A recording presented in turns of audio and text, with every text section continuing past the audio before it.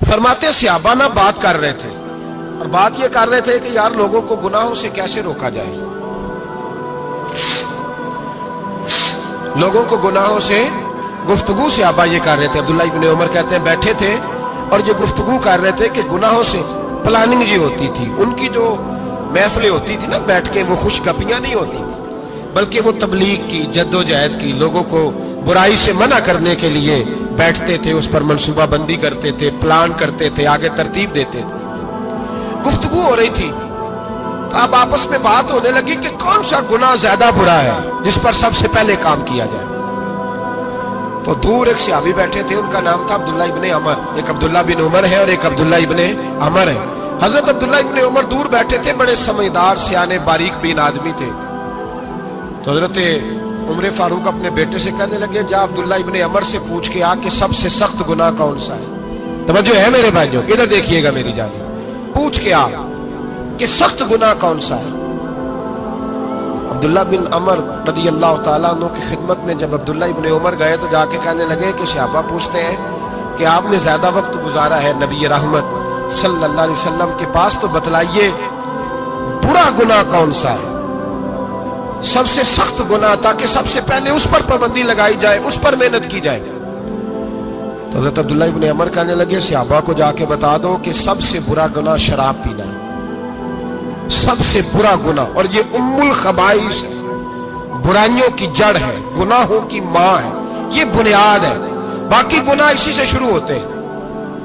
کہتے ہیں میں نے آ کے بتایا تو حضرت ابو بکر صدیق رضی اللہ تعالیٰ عنہ سیدنا فاروق اعظم کہنے لگے خود جاتے ہیں، ان کے پاس خود جاتے ہیں، چونکہ ہم نے بات سننی ہے ہم خود جاتے ہیں اور ان سے جا کر کے سوال کرتے ہیں کہ اگر آپ کو اس تفصیل کا پتہ ہے نا تو اس کے پیچھے بھی کوئی تفصیل ہوگی جو میرے نبی پاک نے بیان کی ہوگی صلی اللہ تعالی علیہ وسلم، اس تفصیل کا بھی آپ کو پتہ ہوگا جو نبی پاک نے بیان کی ہوگی، اس بات کے پیچھے جو بیک گراؤنڈ ہے، جو پس منظر ہے۔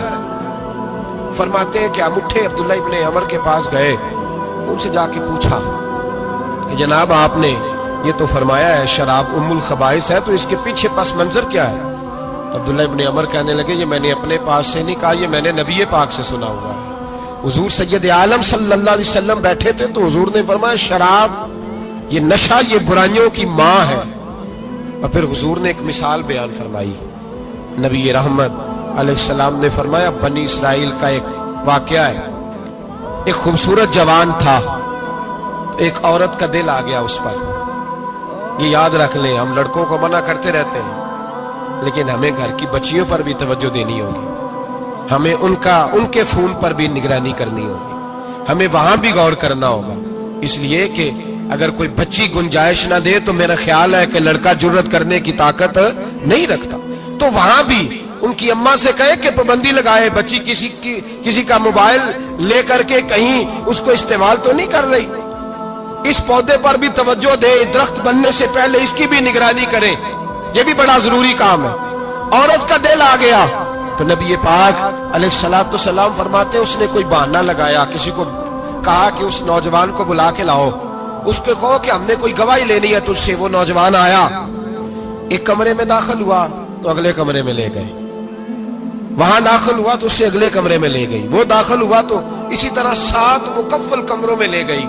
میرے کریم رسول میرے محبوب پاک علیہ السلام فرماتے صحابہ کو سمجھا رہے ہیں میٹھے لب و لہجے میں، فرماتے جب سب سے پچھلے کمرے میں لے گئی تو ایک لڑکا بندھا ہوا تھا وہاں رسیوں سے، شراب کا پیالہ پڑا ہوا تھا۔ وہ بی بی کہنے لگی کوئی گواہی شواہی نہیں لینی، تجھے اس لیے بلایا ہے کہ تیرے اوپر دل آ گیا ہے، اب میرے ساتھ منہ کالا کر۔ تو وہ جوان کہنے لگا نہیں، میں نے اپنے نفس کو پاک رکھا ہوا ہے، میری نظر بھی پاک ہے، دل بھی پاک ہے، اور اس کی برکت یہ ہے کہ رب نے میری روح کو بھی پاک رکھا ہوا ہے، تو میں یہ حرکت نہیں کر سکتا۔ پاک لوگ پلید کاموں کی جانب توجہ نہیں کرتے، میں یہ حرکت نہیں کر سکتا۔ اقبال نے اپنے بیٹے کو دعا دی تھی، اس نے کہا تھا حیا باقی نہیں ہے زمانے کی آنکھ میں، خدا کرے کہ رہے تیری جوانی بے داغ، خدا کرے کہ رہے تیری جوانی بے داغ۔ کہا میرے ساتھ منہ کالا کر، اس نے کہا میں نہیں کرتا۔ کہنے لگی چل پھر اس کو قتل کر، اس کو میں نے باندھا ہوا۔ اس نے کہا میں قتل کیوں کروں، मेरी क्या दुश्मनी है? कहा फिर शराब पियो। कहा मैं शराब भी नहीं पीता। तो कहने लगी अब तो मैंने तुझे अपने चुंगल में फांस लिया है, अब तू यहां से बच के जा नहीं सकता, और अगर तू बाहर जाएगा तो मैं शोर करूंगी, लोग जमा करूंगी, इसने मेरी इज्जत आबरू पे हाथ डाला है, तो तू बच तो नहीं सकता, एक काम तो करना पड़ेगा। महबूब फरमाते उस नौजवान ने सोचा कि जिना भी बहुत बड़ा जुर्म है, कत्ल भी बहुत बड़ा गुनाह है, चलो अब मजबूरी है तो शराब पी लेता हूं। लेकिन वो समझा ना कि शराब तो बुनियाद है। उसने एक प्याला जो पिया, कहने लगा एक और दे दो। दूसरा पिया तो कहने लगा एक और दे दो। अब 3 प्याले 3 बोतलें शराब जो पी चुका तो खुमारी चढ़ गई। अब उस औरत के करीब जाने लगा कि मैं तेरे साथ जिना करूंगा। उसने कहा जब तक मैं करीब नहीं आने दूंगी जब तक तू इसे कत्ल न करे। उसने उसे कत्ल भी किया, जिना भी किया। तो महबूब फरमाने लगे ये कत्ल और जिना जो हुआ है तो ये शराब की वजह से हुआ है। गोया शराब वो जुर्म है जो कत्ल भी कराएगी, जो जिना भी कराएगी। और अगर आप नशई को देखें, अगर आप शराबी को देखें, तो क्या वो डकैतियां नहीं करता फिरता, वो चोरियां नहीं करता, वो अपनी ही माँ का जेवर नहीं बेच आता, वो अपनी ही बहन का पड़ा हुआ जहेज नहीं बेच आता, वो अपने ही घर में डाके नहीं डालता, वो अल्लाह के घर मस्जिद में आकर के चोरी नहीं करता।